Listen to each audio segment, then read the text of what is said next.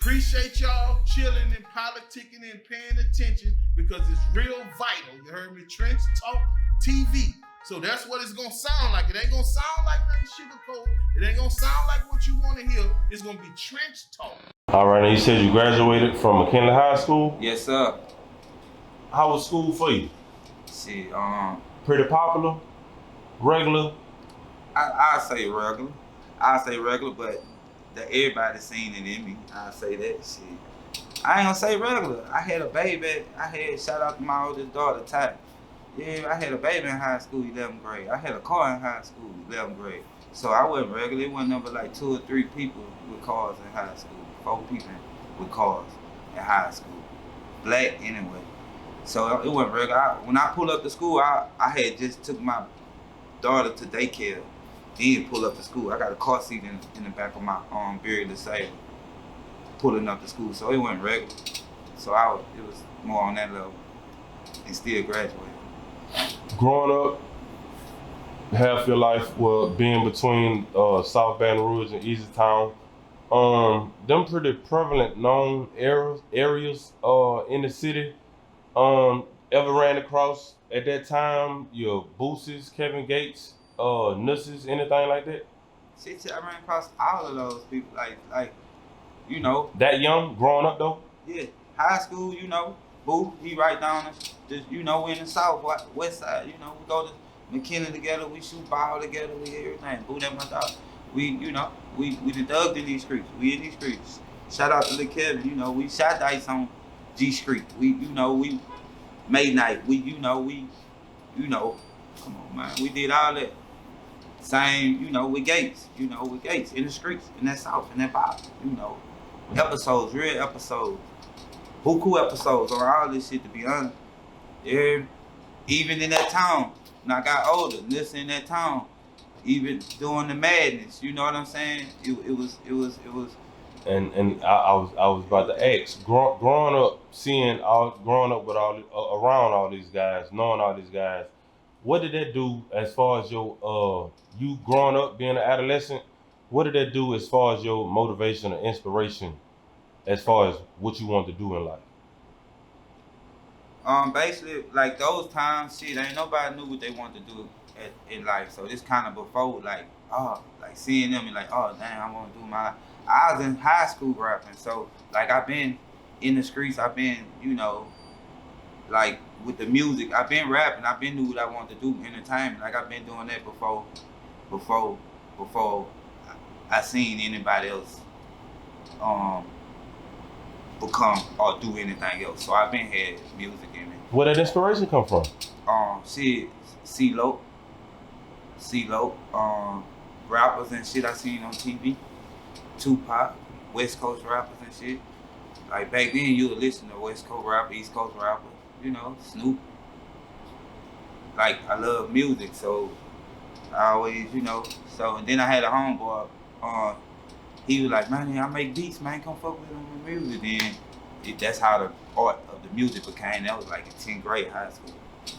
All right. Before we move to your doing music, I'm gonna ask.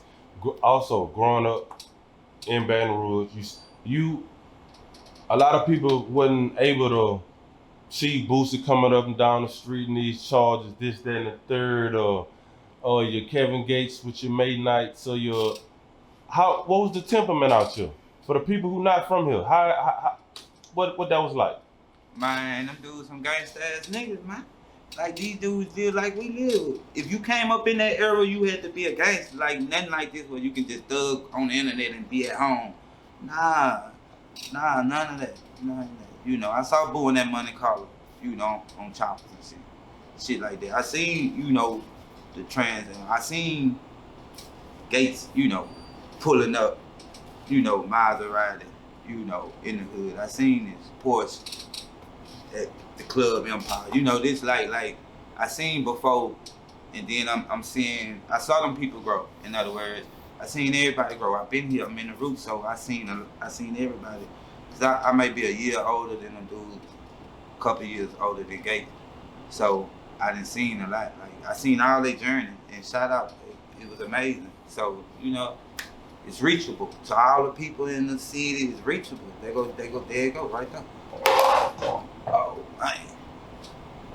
All right. At the time you graduate, you knowing you wanted to rap for a while. At this time, had you you working? Had you had a job at this point? Nah, I ain't get a job till times got hard. Like when she got the jail shit. Excuse me, scratch that. I always had a job. I'm tripping. I always had a job. Like JTPA, that was like programs back in the day for the black kids and our kids that do the summer job, you can go work for the summer through school, like at 14 years old. So I had a job like at 14 making money. So I worked, like I always had the working in me, so that would save me. We'll get to that later, but that would save me on the long run, because it ain't nothing for me to, if it's struggle, I'll go get a job. Shit. So that saved me compared to a lot of my partners and shit. But I always worked, but I jumped off into the streets, I'd say about after high school and shit, and it was a gap. I ain't worked for like 20 years. And then it got the shaky shit. I say 15 years, then it got, then I got hit some kind of way. All right, jumped off to the streets after high school. We're gonna pick up right there. What caused it? What was your jumping into the streets? What led you to do it? And what was that transition? What was that hustle exactly? Simply product of my environment, simply. Cause like I say, I had a car. I was in motion through a job, like positive ways. I was in motion through positive. I just took off faster with positive working. So just the environment, shout out to my dog, I'm in Easy Town. At this time, this bitch is the powder cocaine capital of Baton Rouge. Easy Town, 29th Street, Gracie Street. From my grandma's house. You know what I'm saying? So now I'm on that side in Easy Town, at the high school. Now, that where that money came in, like, ooh. So it like I ain't gonna say trapped me, it glued me to that town, that Easy Town road. And about what year was this? 2000, 2001, 2001, 2002.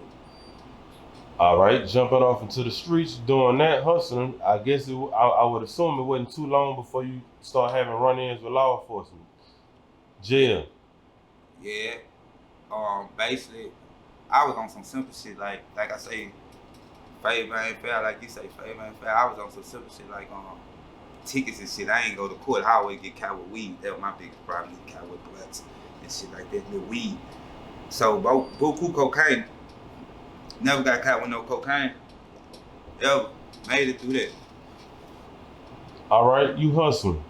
Out of school, you ain't getting in too much trouble. At what point did the rap kick in? What point did you start taking that serious?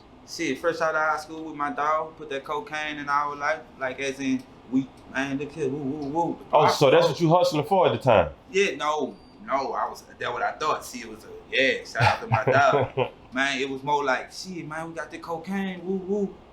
More like, man, what y'all like to do? Me and my other nigga, we fuck with that music, woo. Oh, man, whoa, boom.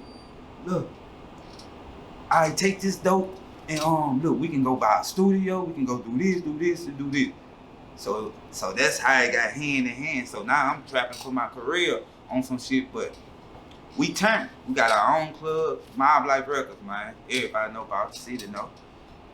Got our own club, Diamonds on Airline. We did Boo came perform, Soldier Slim, R.I.P. came perform. All these people opened up for me. Soldier Slim, all kind of. And how old were you at this time? I was like 19, 20.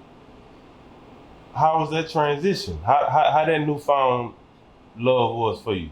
It came so fast it was years later after I realized what position I was in. That's how fast that came.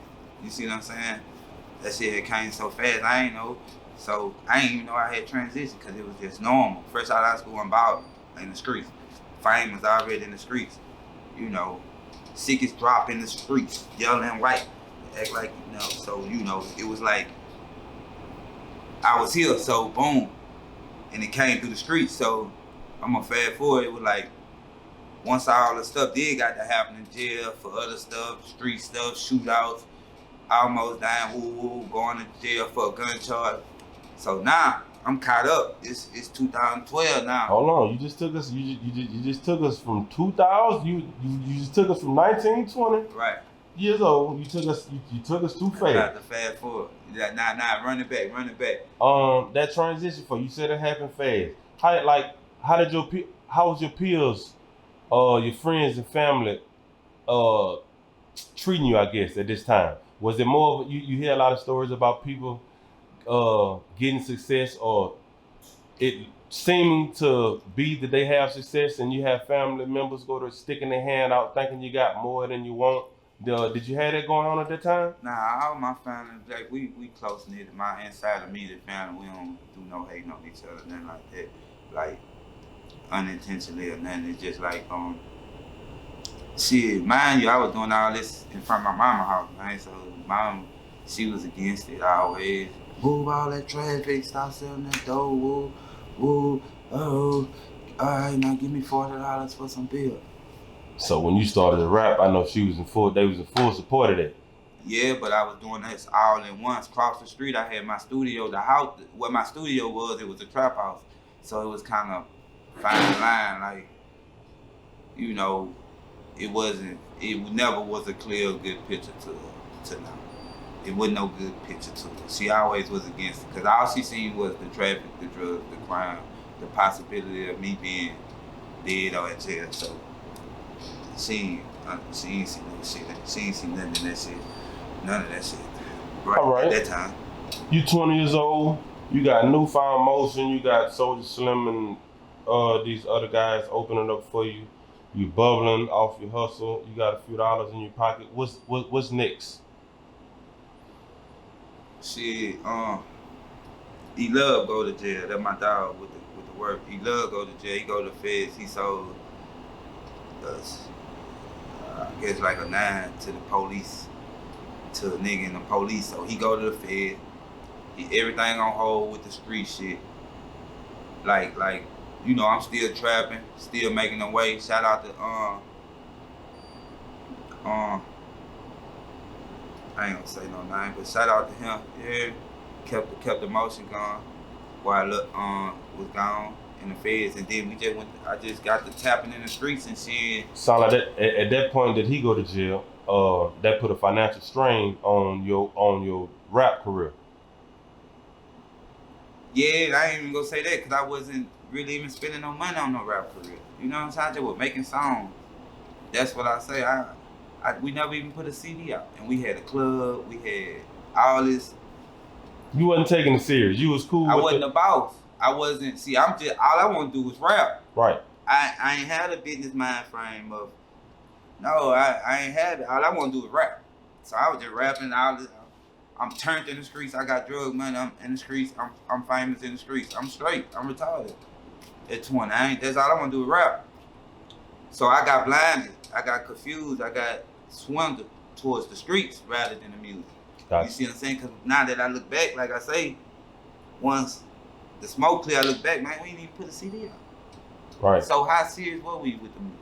Ain't got nothing to show for it. Shit, no, man. So in my heart, I don't claim that shit. That's why it'd be hard for me to claim something that I ain't. It'd be hard for me to talk about that shit when I ain't manifesting nothing out that shit. It was just more like a lifestyle than lifestyle and bullshit rather than taking care of business. So I tend to forget about that era. For the people out there listening, make sure y'all understand how relative financial gain is to dreams. And it don't always have to be in the street. You heard him mention he had a job. It's all right to go work. Go work, save your money up, handle your business, and then you can start putting money in different areas and investing in yourself and your dreams.